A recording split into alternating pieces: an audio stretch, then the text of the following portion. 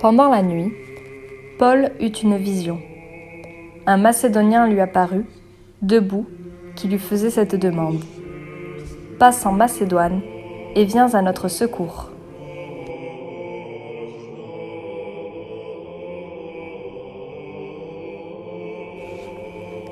Le jour du sabbat, nous avons franchi la porte de la ville de Philippe pour rejoindre le bord de la rivière, où nous pensions trouver un lieu de prière.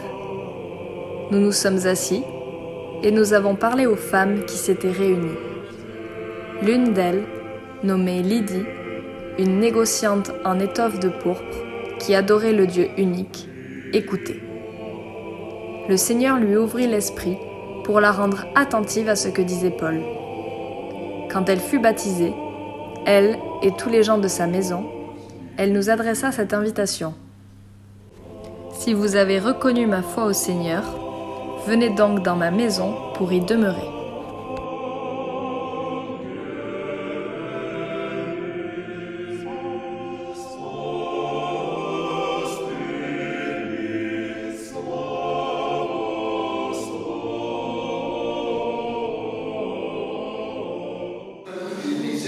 Respire, c'est ça la bonne respiration. Deuxième plongeon, crois-tu en Jésus ressuscité, etc. Oui, je crois. Respire, respire le Christ. C'est ça qui est.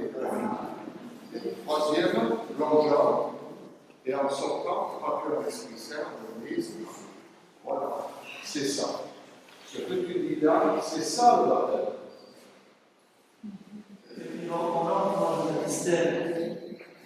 Voilà. Et on ressort reposer. Pour signifier, c'est la traversée, de la manière qu'il a été traversée la mer Rouge, de la servitude à la liberté. C'est symbolique. On a d'un côté de sortir de l'autre.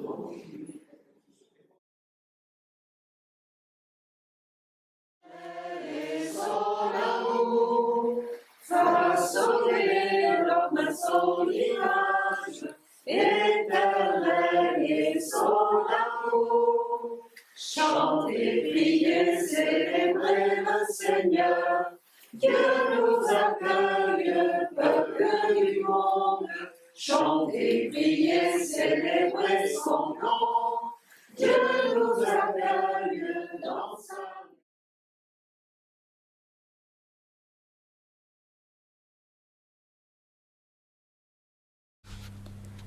Ils les firent comparaître devant les magistrats en disant « Ces gens troublent notre cité. Ils sont juifs et ils prônent des coutumes que nous n'avons pas le droit d'accepter ni de pratiquer, nous qui sommes citoyens romains. » Alors la foule se déchaîna contre Paul et Silas. Les magistrats ordonnèrent de leur arracher les vêtements pour leur donner la bastonnade. Après les avoir roués de coups, on les jeta en prison, en donnant aux geôliers la consigne de les surveiller de près. Pour appliquer cette consigne, il les mit tout au fond de la prison, avec les pieds coincés dans des blocs de bois. Vers le milieu de la nuit, Paul et Silas priaient et chantaient les louanges de Dieu, et les autres détenus les écoutaient. Tout à coup, il y eut un violent tremblement de terre, qui secoua les fondations de la prison. À l'instant même, toutes les portes s'ouvrirent et les liens de tous les détenus se détachèrent.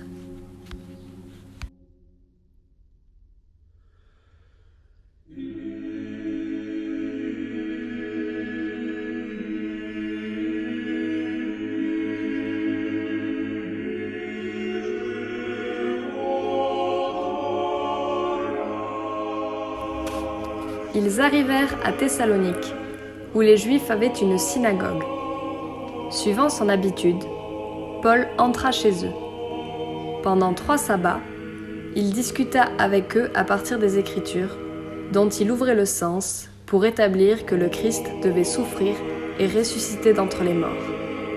Il ajoutait « Le Christ, c'est ce Jésus que moi, je vous annonce. » Quelques-uns d'entre eux se laissèrent convaincre, et s'attachèrent à Paul et à Silas, avec une grande multitude de Grecs qui adoraient Dieu, et avec un bon nombre de femmes de notables. Mais les Juifs, pris de jalousie, ramassèrent sur la place publique quelques vauriens. Ayant provoqué des attroupements, ils semaient le trouble dans la ville. Ils marchèrent jusqu'à la maison de Jason, à la recherche de Paul et de Silas, pour les faire comparaître devant le peuple.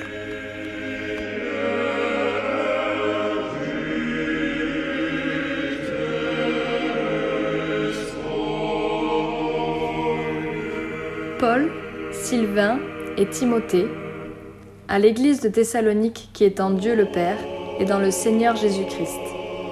À vous, la grâce et la paix.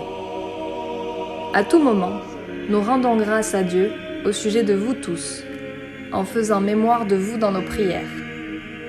Sans cesse, nous nous souvenons que votre foi est active, que votre charité se donne de la peine, que votre espérance tient bon en notre Seigneur Jésus-Christ, en présence de Dieu notre Père.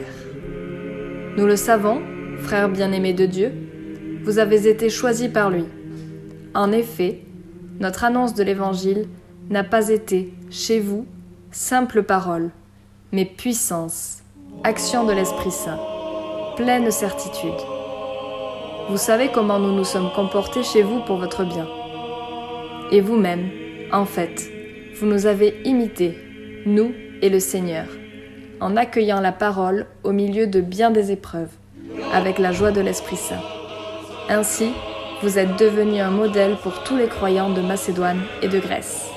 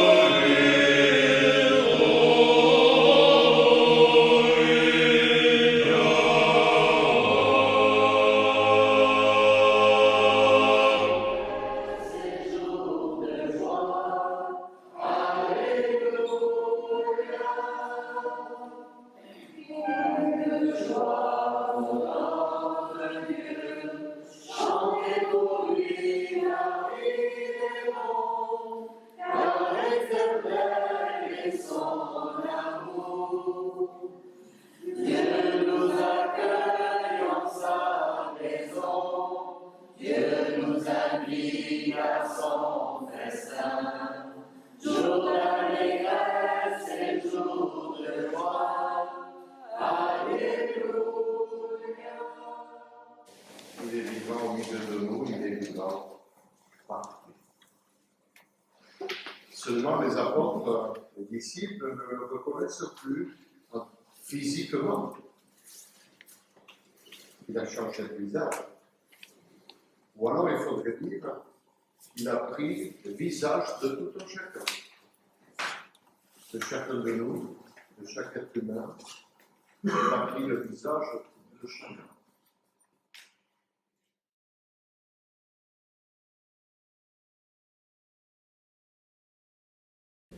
Aussitôt, les frères firent partir de nuit vers Bérée Paul et Silas, qui, dès leur arrivée, se rendirent à la synagogue des Juifs. Ceux-ci avaient des sentiments plus nobles que ceux de Thessalonique, et ils accueillirent la parole de tout leur cœur, interrogeant chaque jour les Écritures pour voir si ce que l'on disait était exact. Beaucoup d'entre eux devinrent donc croyants, ainsi que des femmes grecques de qualité et un bon nombre d'hommes.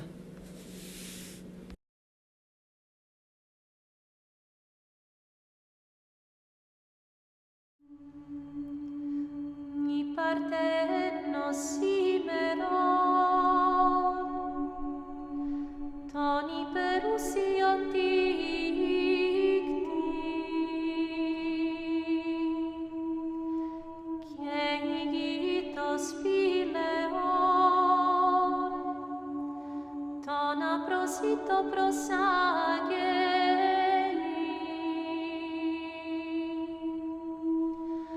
Angeli, metapoimenon,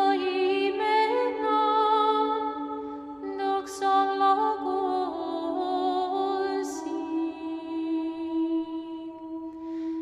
Magide, metasteros odoi porosi.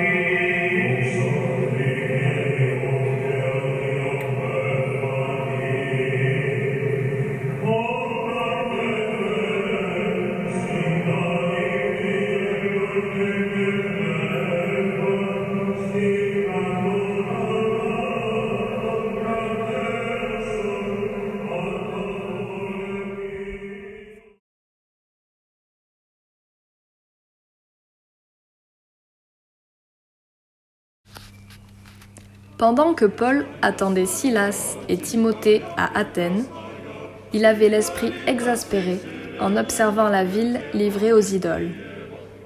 Il discutait donc à la synagogue avec les Juifs et ceux qui adorent Dieu, ainsi qu'avec ceux qu'il rencontrait chaque jour sur l'agora. Il y avait même des philosophes épicuriens et stoïciens qui venaient s'entretenir avec lui. Certains disaient « Que peut-il bien vouloir dire ce radoteur ?» Et d'autres « On dirait un prêcheur de divinités étrangères. » Ils disaient cela parce que Paul se faisait le messager de Jésus et de résurrection. Ils vinrent le prendre pour le conduire à l'Aréopage. Ils lui disaient « Pouvons-nous savoir quel est cet enseignement nouveau que tu proposes ? Tu nous rebats les oreilles de choses étranges. Nous voulons donc savoir ce que cela signifie. » Tous les Athéniens, en effet, ainsi que les étrangers de passage, ne consacraient leur temps à rien d'autre que dire ou écouter la dernière nouveauté. Alors Paul, debout au milieu de l'Aréopage, fit ce discours.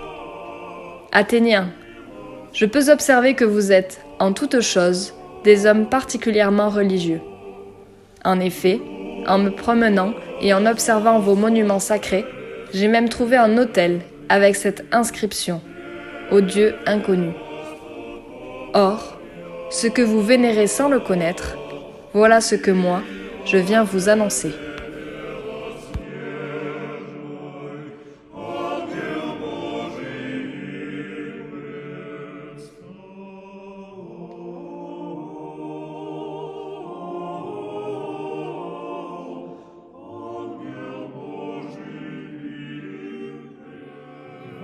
Chaque jour sur l'agora.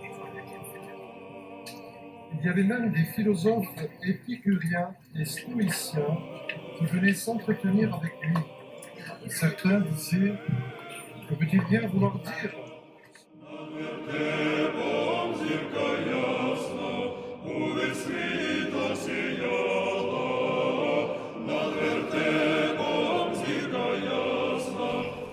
Paul, appelé par la volonté de Dieu pour être apôtre du Christ Jésus, et Sosthène notre frère, à l'Église de Dieu qui est à Corinthe, à ceux qui ont été sanctifiés dans le Christ Jésus et sont appelés à être saints, avec tous ceux qui, en tout lieu, invoquent le nom de notre Seigneur Jésus-Christ, leur Seigneur et le nôtre.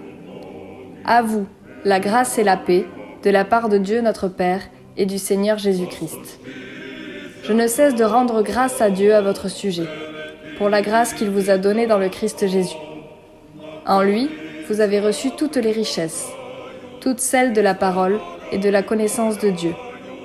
Car le témoignage rendu au Christ s'est établi fermement parmi vous.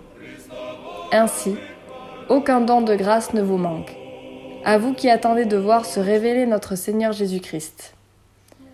C'est lui qui vous fera tenir fermement jusqu'au bout, et vous serez sans reproche au jour de notre Seigneur Jésus-Christ.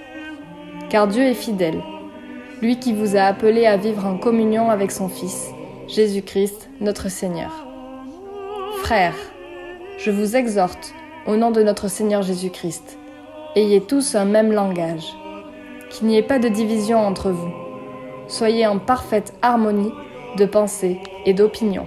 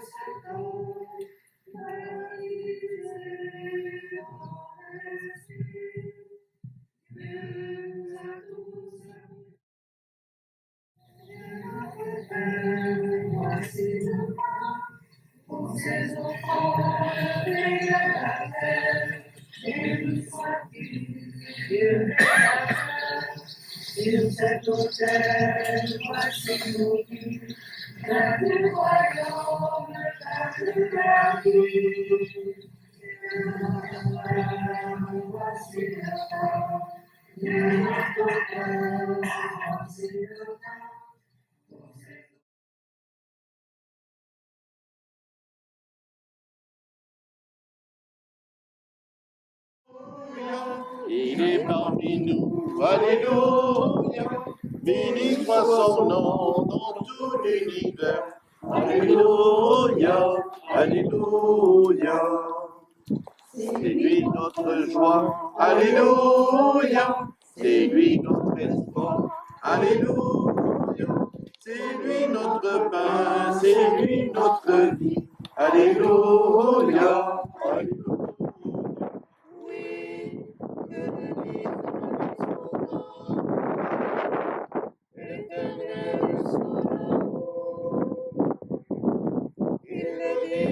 Ceux qui craignent le Seigneur, éternel est son nom.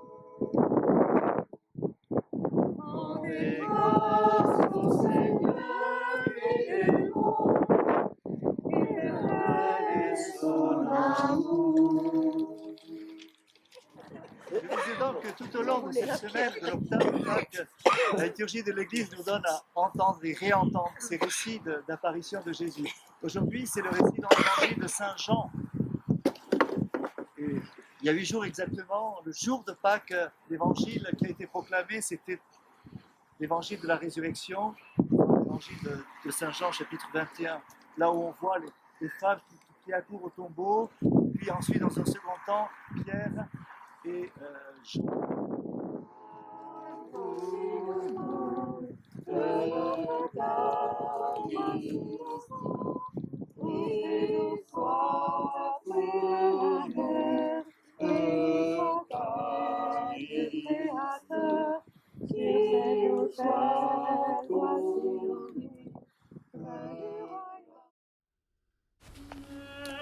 Et maintenant, je vous confie à Dieu et à la parole de sa grâce, lui qui a le pouvoir de construire l'édifice et de donner à chacun l'héritage, en compagnie de tous ceux qui ont été sanctifiés.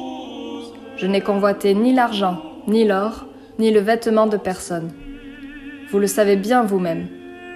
Les mains que voici ont pourvu à mes besoins et à ceux de mes compagnons. En toute chose, je vous ai montré qu'en se donnant ainsi de la peine, il faut secourir les faibles et se souvenir des paroles du Seigneur Jésus. Car lui-même a dit « Il y a plus de bonheur à donner qu'à recevoir ». Quand Paul eut ainsi parlé, il s'agenouilla et pria avec eux tous. Tous se mirent à pleurer abondamment. Ils se jetaient au cou de Paul et l'embrassaient. Ce qui les affligeait le plus, c'est la parole qu'il avait dite. « Vous ne verrez plus mon visage ». Puis, on l'accompagna jusqu'au bateau.